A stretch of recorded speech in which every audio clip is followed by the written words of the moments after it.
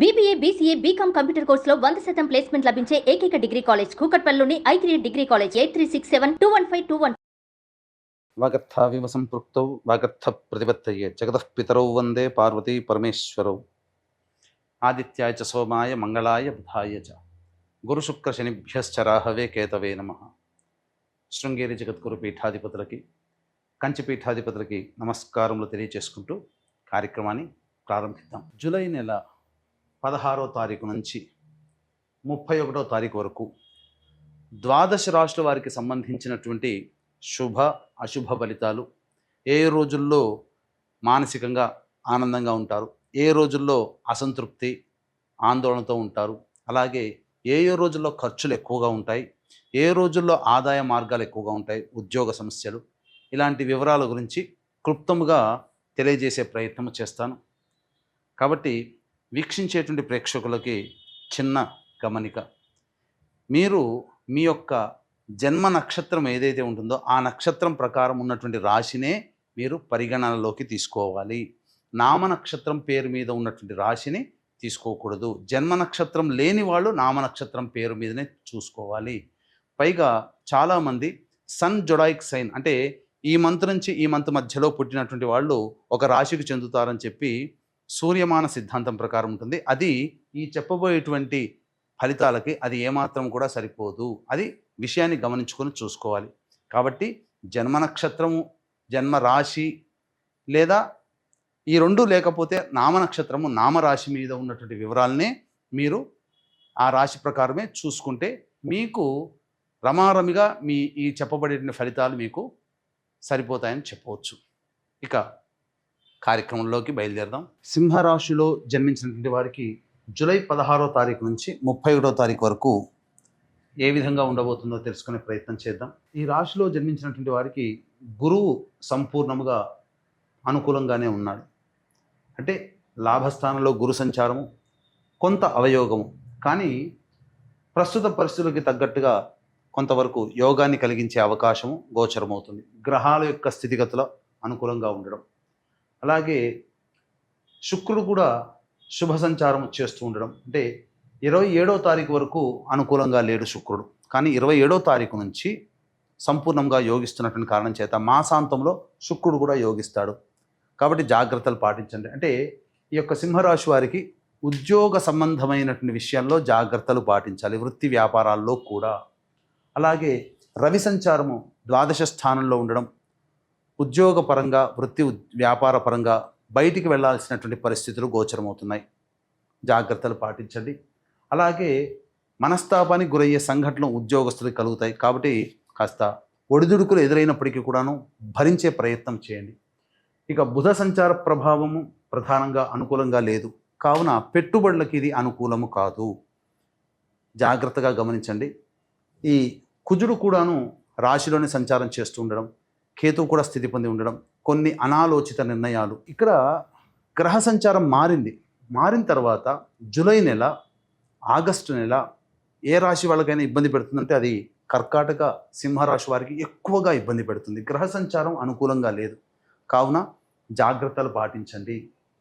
ఇక 29వ తారీఖు నుంచి 2వ స్థానంలో కుజుడు సంచరిస్తున్నటువంటి కారణం కుటుంబ సభ్యులతో వాగ్వివాదాలు కలుగుతాయి. ఏ తర్వాత జాతకరీత్యా ఒక్క శుక్రుడు కూడా, అంటే మాసాంతంలోనే తప్ప మిగతా గ్రహాలు సప్తమ రాహు కానీ అష్టమ శని మళ్ళీ వక్రీకరించి ఉన్న కారణం చేత సప్తమ భావ ఫలితాలు.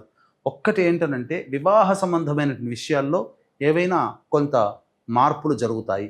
అయితే ఏ తర్వాత ఓవరాల్గా గ్రహ సంచారం కర్కాటక రాశి వలనే సింహరాశి వారికి కూడా అనుకూలముగా లేదు. పిశాచ యోగ ప్రభావము మీకు ఏర్పడబోతుంది. ఇక్కడ ఆల్రెడీ 13 జూలై నుంచి ప్రారంభమైంది. కాబట్టి ముఖ్యంగా భాగస్వామ్య విషయంలో ఎవరితో కలిసి పని చేస్తుంటారో, ఎవరితో కలిసి దాంపత్య జీవితం, ఎవరితో కలిసి వ్యాపారం, ఇవన్నీ కూడా ఈ కర్కాటక సింహరాశి వారు జాగ్రత్తలు పాటించాలి. తప్పదండి, గ్రహాలు అనుకూలంగా లేవు.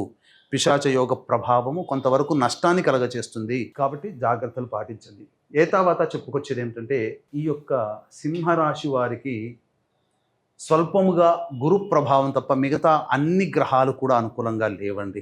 వాస్తవాన్ని చెబుతున్నాను. భయపెడుతున్నాను మాత్రం అనుకోకండి, హెచ్చరిస్తున్నాను. అంటే మిగతా ఈ మొత్తం అంతా ఈ నెలంతా అట్లాగే ఉంటుందా అంటే, రోజువారీ దినచర్య కార్యక్రమాల్లో కొన్ని మార్పులు ఉంటాయి, మంచి చెడు ఉంటుంది. కానీ ఓవరాల్గా గ్రహాల యొక్క స్థితిగతుల ప్రభావం అనుకూలంగా లేని కారణం చేత మనము కొత్త నిర్ణయాలు తీసుకోకుండా ఉండడం మంచిది, కొత్త రకంగా పెట్టుబడులు పెట్టకుండా ఉండడం మంచిది, మొహమాటానికి పోయి డబ్బులు ఎవరికి అప్పు ఇవ్వకుండా ఉండడం మంచిది. ఉన్న స్థితిలోనే కొనసాగితే ఏంటి, వచ్చే నష్టం ఏమీ లేదు. కొత్త వాటి కోసం ఆలోచన చేస్తేనే ఈ అశుభ ఫలితాలు పొందుతారు. కాబట్టి కొత్తవి ఆలోచించకుండా ఉన్న వాటితో సర్దుబాటు చేసుకునే ప్రయత్నం చేయండి. అప్పుడు మీకు ప్రశాంతకరమైన జీవితం ఉంటుంది. ఈ రాశిలో జన్మించినటువంటి మహిళలకి ప్రధానంగా మిమ్మల్ని గౌరవిస్తారు, కానీ మీ దగ్గర కేవలం వ్యాపారాత్మకమైనటువంటి ధోరణితోనే మీకు గౌరవం ఉంటుంది. మీ ద్వారా వాళ్ళు లబ్ధి పొందేదే ఎక్కువగా ఉంటుంది. ఆ విషయాన్ని గమనించండి. అలాగే కొంత అవమానాలు కూడా ఎదురయ్యే అవకాశం ఉంటుంది. కాబట్టి తగ్గి ఉండే ప్రయత్నం చేయండి. ఇప్పటివరకు మనం గౌరవంగా ఉన్నాం, కాలం కలిసి రాలేదు, తగ్గి ఉండడంలో తప్పు లేదు కదా. అలాగే ధనపరమైన విషయంలో ఎవరికి కూడా వాగ్దానం ఇవ్వకండి, జాగ్రత్తలు పాటించండి. ఇక మరీ ముఖ్యంగా సంతానం కోసం ఎదురు చూసేటువంటి వ్యక్తులకి శుభమైనటువంటి వార్త వింటారు. అలాగే విద్యా సంబంధమైనటువంటి విషయాల్లో విద్యార్థినులకి సాధారణమైనటువంటి ఫలితాలు కలుగుతాయి. తర్వాత ఈ రాశిలో జన్మించినటువంటి మహిళలు కూడా సమస్యలు ఎదుర్కోక తప్పదు. కాబట్టి తగ్గి ఉండే ప్రయత్నం చేయండి. మమ్మల్ని అంటున్నారు కదా, మమ్మల్ని చిన్న చూపు చూస్తున్నారని మాత్రం అనుకోకండి, అది కాలం కలిసి రావట్లేదు. ఇక తర్వాత ప్రధానంగా ఈ యొక్క రాశిలో జన్మించినటువంటి వాళ్ళకి వివాహ సంబంధాలు కుదురుతాయి. సంతానపరమైనటువంటి సమస్యలు ఏవైతే ఉంటాయో అవి కొలిక్కి వచ్చే అవకాశం ఉంటుంది. అన్ని విధాలుగా ఆనందదాయకంగా ఉంటుంది అని చెప్పవచ్చు. ఇక సమయం మాత్రం అనుకూలంగా లేదు. కాబట్టి ఏ రోజుల్లో జాగ్రత్తలు పాటించాలి అనేటువంటి విషయం గురించి మనం తెలుసుకునే ప్రయత్నం చేద్దాం. ప్రధానంగా ఈ సింహరాశిలో జన్మించినటువంటి వారికి 16, 17 తారీఖుల్లో మానసికమైనటువంటి ప్రశాంతత లోపిస్తుంది. ఏ పని చేయాలన్న ఆసక్తి ఉండదు, బద్ధకం ఉంటుంది, ఒక క్వశ్చన్ మార్క్ లాగా, ఒక జిగ్జాగ్ లాగా వ్యవస్థ ఉంటుంది. కాబట్టి జాగ్రత్తలు పాటించండి. ప్రధానంగా నిర్ణయాలు తీసుకోకపోవడమే చాలా మేలు. 18, 19, 20 తేదీల్లో సంతానం మూలకంగా ఖర్చులు, సమస్యలు పెరుగుతాయి, సంతానంతో విభేదాలు పెరుగుతాయి. కాబట్టి జాగ్రత్తగా ఉండండి. కోర్టు సంబంధమైనటువంటి విషయాల్లో కొంత చర్చకు వస్తాయి, ఆస్తి పంపకాల విషయాలకు సంబంధించి. అలాగే ఖర్చులు కూడా అధికంగా ఉంటాయి అని చెప్పవచ్చు. 21, 22, 23, 24 తేదీల్లో గృహంలో విలువైనటువంటి వస్తువులు కానీ దుస్తులు కానీ కొనుగోలు చేస్తారు. అలాగే చేస్తున్నటువంటి వృత్తి, ఉద్యోగ, వ్యాపారాల్లో అనుకూలంగా ఉంటుంది. నిరుద్యోగస్తులకి ఉద్యోగం లభించే అవకాశం ఉంటుంది. ఇక ఖర్చుకు మించిన ఆదాయం కూడా లభించడం ద్వారా ఆనందంగా ఉంటారని చెప్పవచ్చు. 25, 26 తేదీల్లో ప్రధానంగా చేస్తున్నటువంటి ఉద్యోగంలో అప్రమత్తంగా ఉండండి, వృత్తి వ్యాపారాల్లో అప్రమత్తంగా ఉండండి. మీ నుంచి భారీగా కొంత నష్టం జరిగే అవకాశం ఉంది. కాబట్టి జాగ్రత్తలు పాటించండి. ఎవరిని కూడా నమ్మి మీ పనిని అప్పగించకండి. వృధా కాలయాపన, మానసికమైన ఆందోళన అధికంగా ఉంటుంది. వృధా ప్రయాణాలు కూడా చేయాల్సినటువంటి పరిస్థితి. 27, 28 తేదీల్లో ఉత్సాహంగా ఉంటారు. మిమ్మల్ని మించిన వాళ్ళు లేరు. మీకు అన్నీ కూడా అనుకూలంగా ఉన్నట్టు కనబడతాయి. కానీ గ్రహాలు అనుకూలంగా లేని కారణం చేత కొంత ఇబ్బందికర పరిస్థితులు తలెత్తే అవకాశం ఉంటుంది. ఇక 29, 30, 31 తేదీల్లో కుటుంబ సభ్యులతో వాగ్వివాదాలు పెరుగుతాయి.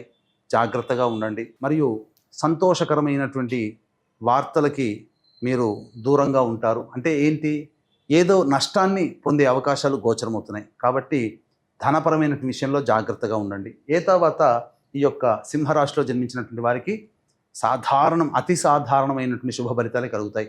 ఇట్టి సమస్యల నుంచి బయటపడడం కోసం శివుని యొక్క ఆజ్ఞ మేర కాశీక్షేత్రంలో అమావాస్య మరియు గురువారము పునరుసు నక్షత్రం కలిసినటువంటి జూలై 24వ తేదీన మీ జాతకరీత్యా కలుగు విద్య, వివాహ, ఉద్యోగ, దాంపత్య, అనారోగ్య సమస్యల నివారణకి మరియు మేష, మిథున, కర్కాటక, సింహ, కన్య, వృశ్చిక, ధనస్సు, కుంభ, మీన రాశిలో జన్మించినటువంటి వారికి ఈ యొక్క దోష పరిహారార్థమై సర్వదోష నివారణ పూజల హోమాలలో భాగంగా క్షేత్రపాలకురాలు వారాహి, క్షేత్రపాలకుడు కాలభైరవుడితో పాటుగా ప్రత్యంగిర, బగళాముఖి, రాజశ్యామల, సుదర్శన హోమాలు జరిపించడం జరుగుతుంది.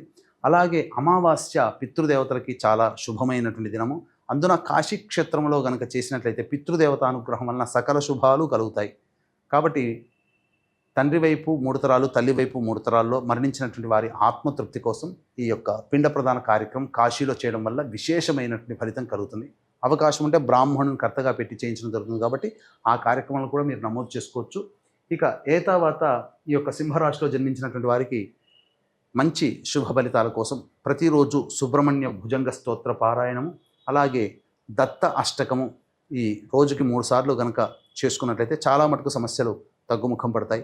ఇప్పుడు చెప్పినటువంటి వాటికంటే ఇంకా విభిన్నంగా ఎక్కువగా సమస్యలతో బాధపడుతుంటే దగ్గరలోని మంచి ఉపాసనా పరులైనటువంటి జ్యోతిష్యులను సంప్రదించి వారి సలహాలు సూచనలు పాటించండి. తప్పకుండా మెరుగైన జీవితాన్ని పొందుతారు. అలాగే అవకాశం ఉంటే పిండ ప్రదాన కార్యక్రమం మరియు సర్వదోష నివారణ పూజల హోమాలు కాశీలో జరిగేటువంటి వాటిలో జూలై 24వ తేదీన నమోదు చేసుకునే ప్రయత్నం చేయండి. సర్వం శ్రీ ఉమామహేశ్వర పరబ్రహ్మార్పణమస్తు.